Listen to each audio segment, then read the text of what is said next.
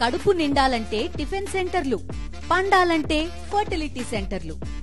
పూర్తి వివరాలకు చదవండి రేపటి సాక్షి దినపత్రిక.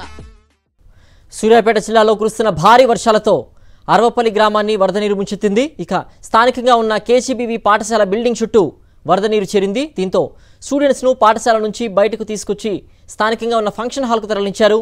అనంతరం విద్యార్థినులను తల్లిదండ్రులకు సురక్షితంగా అందించారు స్థానికులు.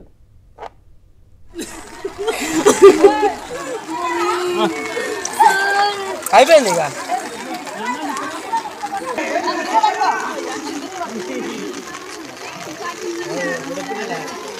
టెన్షన్ పడకూడదు, ఏం కాదు.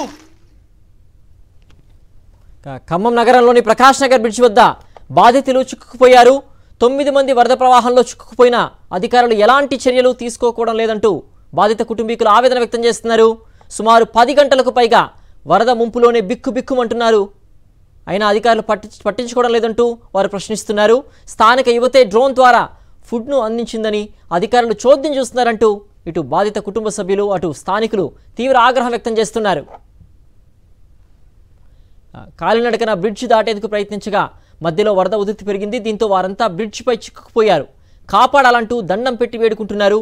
అటు బ్రిడ్జిపై వరదలో చిక్కుకుపోయిన తమ వారిని క్షేమంగా ఒడ్డుకు చేర్చాలంటూ బాధిత కుటుంబాలు కోరుతున్నాయి.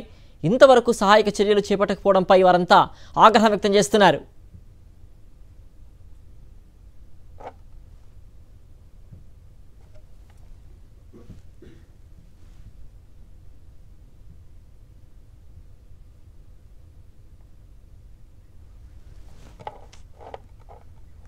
ఇక ఇదే విషయంపై మరింత సమాచారం మా ప్రతినిధి మహేందర్ అందిస్తారు. ఖమ్మం నగరంలోని ప్రకాష్ నగర్ బ్రిడ్జి వద్ద ఆందోళనలు అంతకంతకు పెరుగుతున్నాయి. వరదలో చిక్కుకున్న బాధితులను కూడా రక్షించాలంటూ కూడా వారి కుటుంబ సభ్యులు బంధువులు ఆందోళనకు సంబంధించి చేస్తున్న పరిస్థితి కనిపిస్తుంది. మొత్తం దాదాపు ఉదయం 9 గంటల నుంచి కూడా వాళ్ళు ఆందోళనకు సంబంధించిన కార్యక్రమాలు కూడా నిర్వహిస్తున్న పరిస్థితి కనిపిస్తుంది. అయితే 9 గంటలైనా ఇంకెటువంటి రెస్క్యూ ఆపరేషన్ కొనసాగించలేదని సార్ 10 గంటలైంది, 9 గంటలకు స్టార్ట్ అయింది సార్ ఉదయం 8 గంటల నుంచి ఫ్లడ్ స్టార్ట్ అయింది. ఇప్పుడు ఈ రోజు 8 మంది వ్యక్తులు 6 నుంచి 8 మంది వ్యక్తులు ఉన్నారు. 6 నుంచి 8 మంది వ్యక్తులు ఉన్నారు.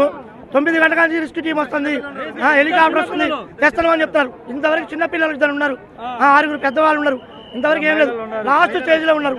ఫ్లడ్ పెరిగిపోయింది, ఇంకా వరద ఎక్కువ వస్తుంది. ఆ ప్రాణాలని వాళ్ళ ఫ్యామిలీని కాపాడి ఇవ్వాల్సిన బాధ్యత మన గవర్నమెంట్ మీద ఉంది. వస్తుంది 10 గంటల కానీ చూస్తున్నాం. 10 గంటలైంది సార్, ఇంతవరకు మాకు ఎటువంటి న్యాయం జరగట్లేదు. మా ఫ్యామిలీ మెంబర్స్ అక్కడ ఇరుక్కున్నారు. దయచేసి మంత్రి గారికి మేము విన్నపం చేసుకునేది ఏంటంటే అక్కడ ఉన్న మెంబర్స్ అందరూ కాపాడి మా అందరికీ ఒప్ప చెప్తే మా గవర్నమెంట్ మేము సంతోషం. 8 గంటల నుంచి చేస్తున్నామండి, మార్నింగ్ 8 గంటల నుంచి చేస్తున్నాము. 5 గంటలైంది ఇప్పటి వరకు. ఇంతవరకు రెస్క్యూ టీం కానీ ఎన్డీఆర్ఎఫ్ కానీ ఎలాంటి హెలికాప్టర్ కానీ పంపించలేదు. 8 మంది ఉన్నారు, మొత్తం 10 మంది ఉన్నారు. 2 చిన్నవాళ్ళు, 2 మహిళలు, 6 మగవాళ్ళు ఉన్నారు. వాళ్ళని రక్షించవలసిందిగా కోరుతున్నాము. అంటే ఆల్రెడీ మీకు తెలిసినప్పుడు ఆల్రెడీ విపత్తు ఉంది మీకు తెలుసు, ఆల్రెడీ ఉన్న అల్పపీడనం ఉంది తెలుసు. అలాంటప్పుడు మీరు ఆల్రెడీ మీరు చేసే పని ఏంటిది, ఆల్రెడీ ఉన్న అధ్యక్షులు మొత్తం అందరినీ మీరు ముంపన చేసి అందరూ తరలింపకుండా మీరు చేసుకుని ఈరోజు మేము అడుగుతున్నప్పుడు కూడా మీరు ఎటువంటి సహాయం చేయకుండా అక్కడ మనుషులు ఇరుక్కున్నారు, మీ కళ్ళ ముందు కనపడుతున్నారు. ఏమని చేశారంటే ఆల్మోస్ట్ 10 గంటలు దాటిపోయింది. 10 మంది దాటిపోయి వాళ్ళు తిండి తిప్పలు లేకుండా వాళ్ళు ఏమాత్రం ప్రాణంతో కొట్టుకున్నారు. వాళ్ళ ప్రాణంతో కొట్టుకున్నా కూడా సార్ మేము ఏం చేయగలుగుతాం ఉన్నప్పుడు ఈనాడు కూడా ఏ ఒక మంత్రి కూడా ఏ ఒక మినిస్టర్ ఎమ్మెల్యే కూడా వచ్చి ఏమైంది తెలియకుండా విన్నారా, మేము ఉన్నాం పడుతున్న మమ్మల్ని పోలీసులు వెళ్ళకూడదు తప్ప మరి వచ్చి మేము సాయం చేస్తే మేము మాడిపోం.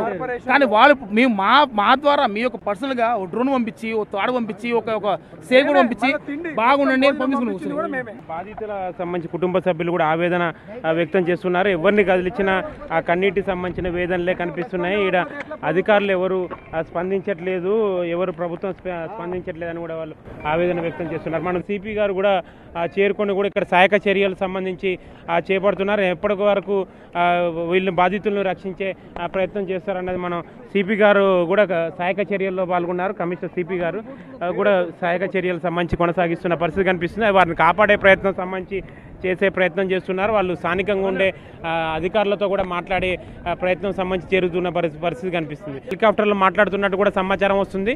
ఎవరు మాట్లాడినా కానీ త్వరగా బాధితులకు సంబంధించి కూడా ప్రాణాలతో బయట రక్షించాలని కూడా ఇక్కడ ప్రకాష్ నగర్ సంబంధించిన కాలనీ వాసులు సంబంధించి కోరుతున్నారు. ఇది ఖమ్మంలో మున్నేరు వరద ఉధృతికి సంబంధించి ప్రకాష్ నగర్ బ్రిడ్జి వద్ద ఉన్న తాజా పరిస్థితి సంబంధించి updates. Camera person Satish Mahender, Sakshi TV, Khammam.